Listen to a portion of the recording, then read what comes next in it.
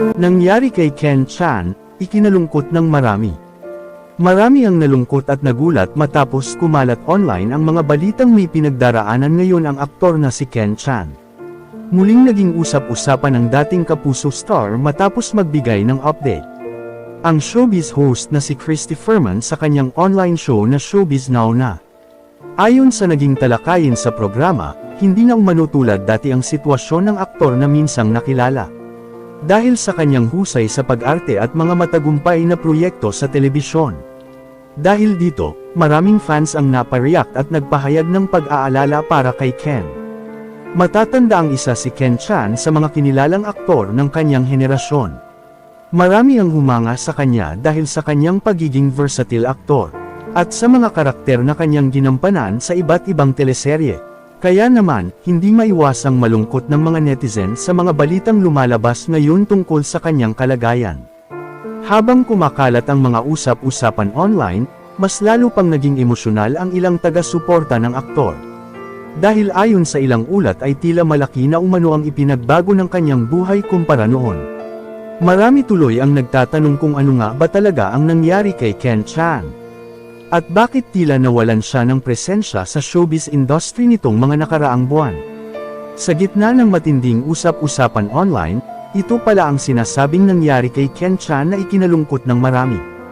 Ayon sa ibinahagi ni Christy Ferman, palipat-lipat umano ngayon ng bansa sa Asya ang aktor.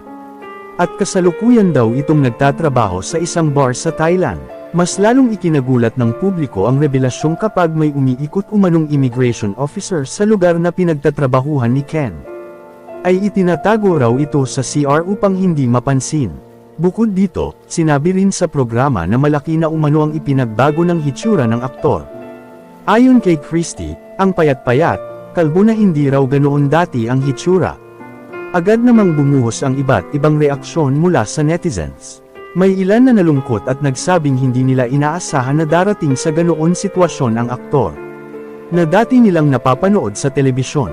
Mayroon ding mga nagpaabot ng suporta at panalangin para kay Ken. Umaasang malalampasan nito ang anumang pagsubok na kinakaharap niya ngayon.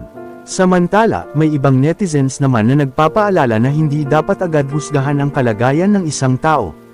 Dahil walang nakakaalam ng tunay na pinagdadaanan nito sa likod ng kamera at kasikatan.